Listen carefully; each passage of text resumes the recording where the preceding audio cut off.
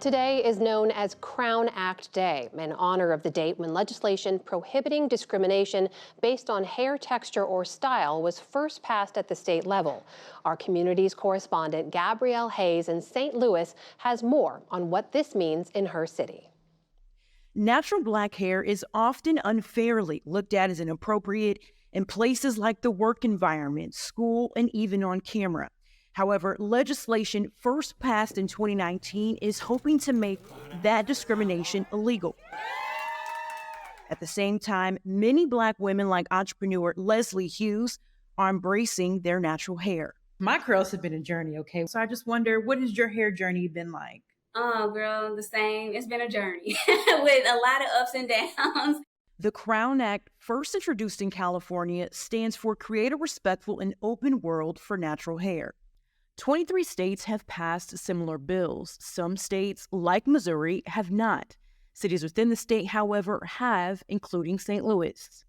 This is for them queens that's rocking them kinky twists, from box braids to bantu knots and four lips. Hughes started a festival to celebrate natural hair in St. Louis called Frizz Fest, so she could carve out a place for self-love.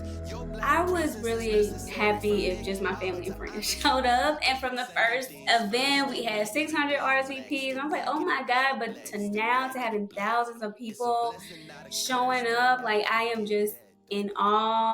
Kimberly Norwood, a law professor at Washington University in St. Louis, says the Crown Act is meant to ban hairstyle discrimination nationwide, discrimination that heavily targets the Black community. It started maybe in 2019-ish or so, to sort of respond to a lot of employment policies and school policies that were punishing people who had hair texture like mine, pretty much punishing people of African descent and prohibiting people from wearing their hair in the natural state.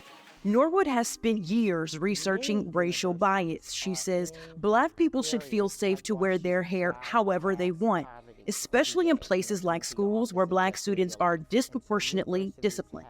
People aren't getting offers because of their hair, not because it's not clean, unkempt, because it's in braids, because it's in an afro, because it's in locks, right?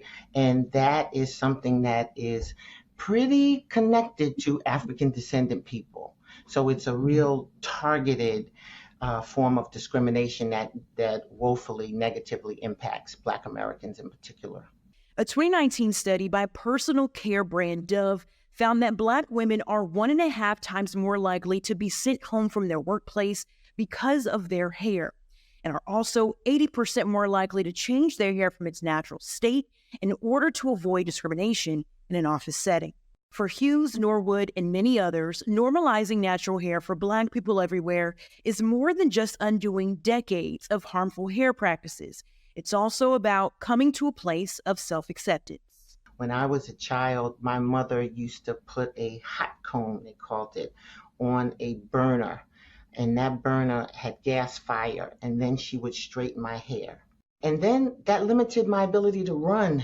It limited my ability to swim because your hair will revert to its natural position. Our hair is who we are. Our different hairstyles is part of our heritage, our ancestors. So being able to feel like we can live freely and comfortable in every space exactly how we want is very important.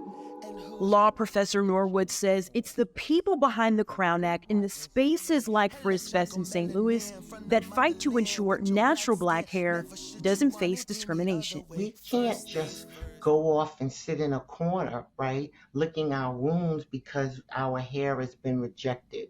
We have to continue the fight. Big steps and small that aim to shift the perception of natural Black hair. For the PBS NewsHour, I'm Gabrielle Hayes. Online, you can read more about what cities are doing to prevent hair-related discrimination. That is at pbs.org/newshour.